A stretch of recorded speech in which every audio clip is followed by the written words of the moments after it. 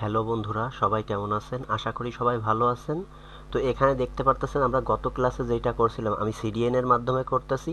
তো আমরা bootstrap mini.css সিডিএনটা call করে নিছি, আর স্ক্রিপ্টের তিনটা আমরা এখানে কল করে নিছি। তো আমাদের এইটা আপনারা অবশ্যই করে নেবেন। তো এরপরে আমরা আজকে দেখব বুটস্ট্র্যাপের ডকুমেন্টেশন। তো তার জন্য আমরা getbootstrap.com এ চলে যাব।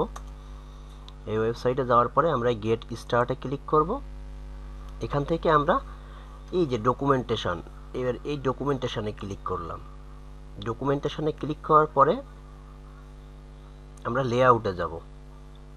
এই যে ডকুমেন্টেশনের পরে বাম হাতে দেখতে পারবেন লেআউট, এই যে লেআউটে চলে যাব। লেআউটে যাওয়ার পরে আপনারা এখানে একটু পড়ে পড়ে দেখে নেবেন যে এখানে ব্রেক ইভেন পয়েন্ট কত, এগুলো সব কিছু আপনারা দেখাই দিবে।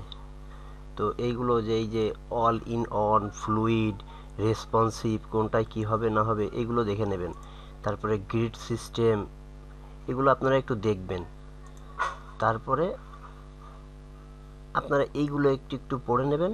তো আমরা আজ এর বেসিক কিছু কাজ দেখব, যে এর কোডগুলো কিভাবে কাজ করে না করে এইগুলো আমরা একটু জানব। তো তার জন্য আমরা প্রথমে এর ক্লাস সম্পর্কে আমরা জানতে হবে। তো চলুন আমরা দেখি। তো দেখুন, এই বুটস্ট্র্যাপ হলো অটো রেসপন্সিভ। তো আমরা ক্লাসের খেলা এখানে। তো এখানে আমরা গ্রিড সিস্টেম অবশ্যই ব্যবহার করব সবসময়, হাউ ইটস ওয়ার্ক। তো এখানে দেখুন, এখানে আমাদের মেন সবসময় ইউজ করতে হবে কন্টেইনার। এই ক্লাসটা আমাদের অল টাইম কাজে লাগবে, এই কন্টেইনার। তো আমরা এখন দেখুন, এখানে আমরা যখন কাজ করব তখন আমরা যে ডিপকে কন্টেইনার দিব সেটা অটোমেটিক মিডিল পজিশনে চলে যাবে আর রেসপন্সিভও হয়ে যাবে। তো এখানে আমি একটা ডিপ নিয়ে নিলাম কন্টেইনার নাম দিয়ে। তো এই যে পিটা ছিল গত ক্লাসের, আমি এইটাকে কপি করে এখানে দিয়ে দিলাম, এর ভিতরে কাট করে। তো এস দিয়ে সেভ দিলাম, দিয়ে একটু রিলোড করি, দেখতে পারবেন এই রিলোড করলাম, করলে দেখুন এটা কিন্তু মিডিল পজিশনে চলে গেল, অটো রেসপন্সিভ। আমি কিন্তু কিছুই করিনি। তো এই ব্রাউজারটা আমরা একটু ছোটো করি, দেখবেন এটা অটো রেসপন্সিভের মতন কাজ করবে যখন আমরা মানে এইটা অটো রেসপন্সিভ। এই জন্যই বুটস্ট্র্যাপ এত ফেমাস, সবাই ইউজ করে বুটস্ট্র্যাপ। তো এরপরে দেখুন, আমরা যদি বুটস্ট্র্যাপ এখানে কন্টেইনার ইউজ করছিলাম, এবার যদি বলেন যে ফুল ওয়াইড করব কি করে, এটা 100% থাকবে রেসপন্সিভ, তখন কি করে করব, কন্টেইনার ড্যাশ ফ্লুইড, এই যে কন্টেইনার ড্যাশ ফ্লুইড ইউজ করবেন, করলে এটা ফুল, এই যে ফুল হয়ে গেল, এবং এটা কিন্তু রেসপন্সিভ থাকবে কারণ আমরা বুটস্ট্র্যাপ ইউজ করছি, কখনোই ভেঙে যাবে না, এই যে সুন্দরভাবে রেসপন্সিভ হতে থাকবে। তো এই জন্য আমরা বুটস্ট্র্যাপ এইভাবে ইউজ করব। এবং আপনারা অবশ্যই এর গ্রিড সিস্টেম কোনভাবে কল করতে হয় এখানে দেখুন, এখানে কিন্তু দেখাই দিছে।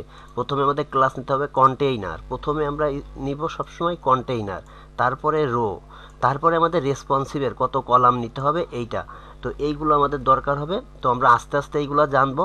গ্রিড সিস্টেমটা খুবই ইম্পর্টেন্ট আমাদের জন্য, কারণ আমাদের কাজের জন্য। এই দেখুন এখানে যে আপনাদের এখানে একটু খেয়াল করবেন, আমাদের কন্টেইনার 100% থাকবে, স্মলে 540 পিক্সেল, মিডিয়ামে 720 পিক্সেল, লার্জে 960 পিক্সেল, এক্সট্রা লার্জে 1140 পিক্সেল। তো এইটা কিন্তু এইগুলো কিন্তু খেয়াল করতে হবে যে কত পিক্সেল আমাদের রেসপন্সিভ কাজ করতেছে। মোবাইল যখন আমরা ভিউতে যাব, মোবাইল ভিউতে গেলে কত কাজ করবে, এই যে স্মল, যে এটা 540-এ যে ভাঙবে, ছোট হয়ে যাবে। তো এইগুলো আমাদের অবশ্যই খেয়াল করতে হবে। তো আমরা আস্তে আস্তে আরও কিছু জানবো। তো আশা করি বুঝতে পারছেন, যদি না বোঝেন কমেন্ট করে জানাবেন আর চ্যানেলটা সাবস্ক্রাইব করে দেবেন।